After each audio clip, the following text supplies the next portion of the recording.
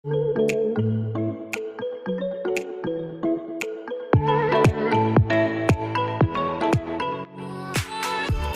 दोस्तों, नमस्कार। सभी डिवाइन सोल्स आपका बहुत बहुत स्वागत है लाइव प्रिपरेशन के इस नए एपिसोड में। मैं हूं अंकित स्ट्रो। दोस्तों, आज हम बात करने वाले हैं अपना सोल मिशन, अपना आत्मा का लक्ष्य कैसे निकाल सकते हैं।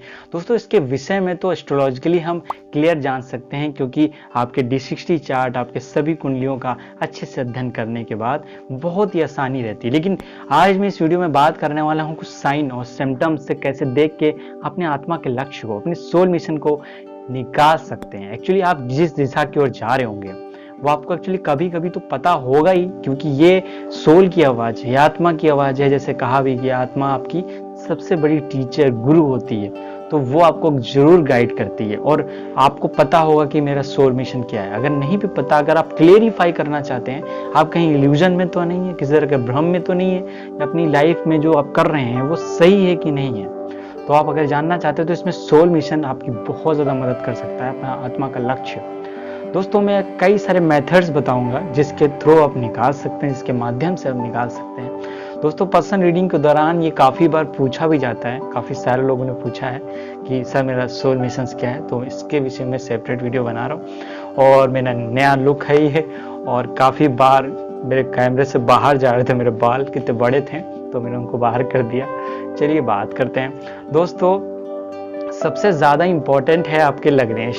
लग्नेश कौन होते हैं? एसेंडेंट लॉर्ड, आपके एक डिज़ायर, आपकी जो इच्छा, जो पास्ट लाइफ से ही रिलेटेड है, क्योंकि आपका जिस भी लग्न में जन्म हुआ है, जैसे कि एक राशि है आपकी, एक जोडिएक साइन है जहाँ आपके चंद्रमा बैठे हुए हैं, तो वो एक्चुअली आपकी राशि होती है। तो उससे भी ज़्यादा इम्पोर्टेंट आपका लग्न है, आपका शरीर कैसा होगा, आप किस भी परिवार में जन्म लेंगे, ये सब उसी के द्वारा पता ही चलता है। एक्चुअली लग्नेश, एसेंडेंट लॉर्ड आपका कौन है, मैं छोटी सी लाइन में आपको बता दूंगा कैसे निकालते हैं, जो आपको पता भी बहुत सारे लोगों को होता है। देखिए, आपके ये चार्ट है और चार्ट में आपका जो लग्नेश है, लग्न मतलब कि यहाँ पे जो भी नंबर लिखा हो, इस पर्टिकुलर जगह पर, इस हाउस पे कोई भी नंबर लिखा हो, वहाँ का जो स्वामी होता है वो आपका लग्नेश होता है। अगर 1 नंबर है तो आपका मार्स स्वामी हो जाएगा, 11 है तो शनि स्वामी हो जाएंगे, 5 है तो सूर्य स्वामी हो जाएंगे। इस तरह हर एक नंबर का एक लॉर्ड है, एक राशि, जैसे 12 राशियां हो सकती हैं, 12 के एक स्वामी होगा, वो आपके लग्नेश हो जाएगा।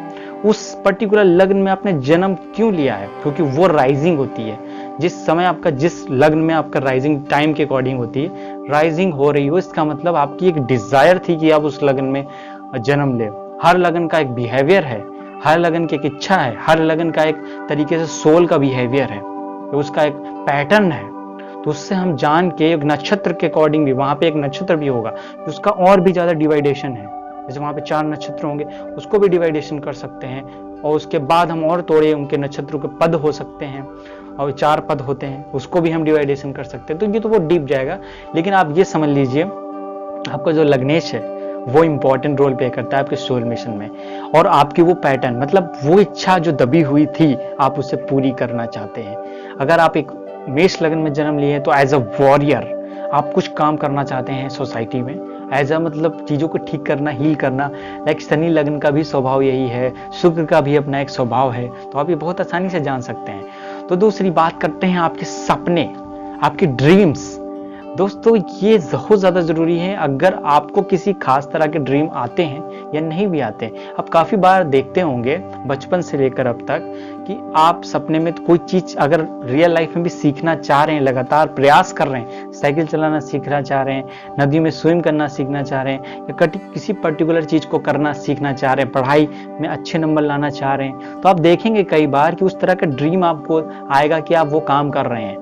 एक्चुअली ये डिजायर जो होती है ड्रीम के फॉर्म में निकलती है, या हम किसी ऊर्जा को दबा रहे हो, या मतलब कुछ लोगों को बहुत सेक्सुअल ड्रीम आ रहे हैं और इस तरह की किसी पार्टनर के साथ आ रहा है। अगर ट्विन फ्लेम जर्नी में है तो ये एक हद तक मैसेज होते हैं यूनिवर्स के द्वारा, हाँ आप उसके पास जाइए, ये चीजें होती हैं। लेकिन बहुत ज्यादा इल्टीमेसी वाले सपने आ रहे हैं, तो उस तरह के सेक्सुअल ड्रीम क्यों आते हैं आखिर? ये काफी बार बहुत सारे लोगों को क्वेश्चन होता है, क्योंकि हम रियल लाइफ में तो ऐसा नहीं कर रहे हैं, साधना कर रहे हैं, मेडिटेशन कर रहे हैं, बट ऐसा क्यों हो रहा है? दोस्तों, इसका कारण है कि हमने कभी ना कभी उस चीज को गलत समझा है, उस चीज की रिस्पेक्ट नहीं की है। एक्चुअली जब आप सेक्सुअलिटी की रिस्पेक्ट नहीं करते हैं तो उसको हीन समझते हैं। जब हीन समझते हैं तो इस तरह के ड्रीम्स, इस तरह की इच्छाएं, सपनों सबकॉन्शियसली निकलेंगी ही निकलेंगी, क्योंकि ये चीज कभी गलत नहीं होती, क्योंकि इसी से ही एक तरह से सृष्टि बनी हुई है। इसी तरीके से हर चीज का मूल आधार है। तो जब भी हम इसको इग्नोर करते हैं, बार बार उस तरह के सपने आते हैं। तो ये अपने ड्रीम को डिकोड करके हम बहुत आसानी से जान सकते हैं हमारा सोल मिशन क्या है। अगर आपकी प्लैनेट की पोजीशंस, आपके ग्रहों की पोजीशन, मेन चार्ट की बात करते हैं, वो ऊपरी लेवल पे, वहां पे मोस्ट ऑफ द प्लैनेट किस हाउस में बैठे हैं, किस ज्यादा जगह पे ज्यादा ग्रह बैठे हैं, ज्यादातर एनर्जीज आप किस दिशा की ओर लगा रहे हैं। बहुत सारे लोग कह रहे हैं एक्चुअली कि रिलेशनशिप में बहुत सारी प्रॉब्लम्स आ रही हैं, तो मेरा सोल मिशन जो है कुछ और होगा, इसलिए शायद प्रॉब्लम आ रही है। एक्चुअली मोस्टली मैंने लोगों को चार्ट्स में देखा है जिसमें उनको जिस फील्ड में सबसे ज्यादा प्रॉब्लम रहती है, मतलब उनके रिलेशनशिप सब डाउन चल रहे हैं, इसका मतलब है जो लर्निंग करनी है आपको रिलेशनशिप्स के बारे में, क्योंकि प्यार का एक रास्ता है और प्यार के बिना आप एक स्पिरिचुअल रास्ते पे नहीं आ सकते, क्योंकि ये दोनों एक दूसरे के पैरेलल हैं। ये कुछ अलग रास्ता नहीं है। अगर आप उस चीज को तृप्त हैं, उससे संतुष्ट हैं, तभी आप उसको चुन सकते हैं, जो कि स्पिरिचुअलिटी है या किसी और चीज को। लेकिन आप उसको तो तृप्त नहीं है, आप उससे संतुष्ट नहीं, सेटिस्फाई नहीं कंप्लीटली, तो उस तरीके से आप चाहे जितना उसको इग्नोर करें, आपके लाइफ में प्रॉब्लम भी रिलेशनशिप को लेकर बहुत आएगी, बट उस ऐसा नहीं, उसके इग्नोर करके, उसका दमन करके हम चीजों को बैलेंस कर सकते हैं। जरूरी है कि उसको एक्सेप्ट किया जाए उस प्रॉपर चक्र पे, जो कि मैं इससे पहले बताता हूँ कुंडली के अनुसार कैसे हम चक्रों को हील कर सकते हैं, कौन से चक्र हमारा अनबैलेंस है उसको देख सकते हैं। दोस्तों, ये थी बेसिक चीज जिसे हम जान सकते हैं कि हमारे सपनों के माध्यम से, असेंडेंट लॉर्ड के माध्यम से, और साथ ही 12th हाउस, वहाँ का लॉर्ड कौन है ये भी देखना बहुत ज़्यादा ज़रूरी है। वहाँ पे कौन से ग्रह योग बैठे हुए हैं। साथ ही दोस्तों, इंट्यूशनली अभी आप जान सकते हैं।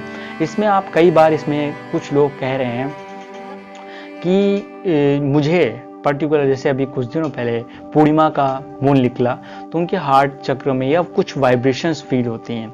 एक्चुअली ऐसा क्यों होता है, मैं इसका भी आंसर इसमें इंक्लूड करना चाहता हूँ।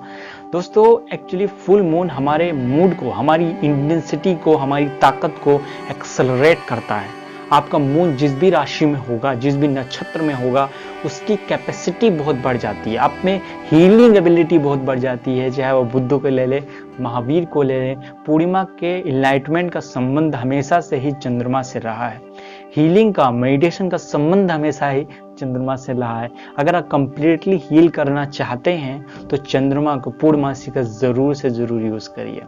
तो ये इसी दौरान ट्विन फ्लेम्स की लाइफ में, उनके हार्ट में कुछ वाइब्रेशन महसूस होता है। अगर वो उनकी कॉन्शियसनेस लेवल हाई लेवल पे पहुंची है तो जरूर वो फील करेंगे, कुछ हार्ट का पेन फील करेंगे।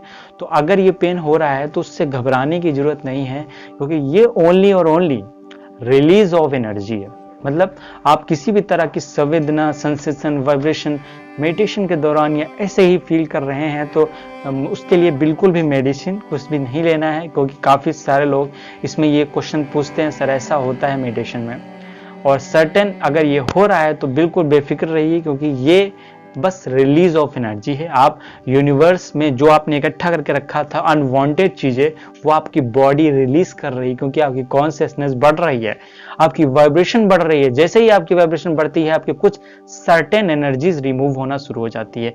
जो मैंने बेसिक 2 रीजंस बताए जिसके थ्रू अपनी सोल कॉन्शियसनेस को बढ़ा सकते हैं। इसके साथ ही दोस्तों, ऑरा को इंप्रूव करने वाली भी मैंने वीडियोस बनाई हैं, आप चाहे तो उसको देख सकते हैं।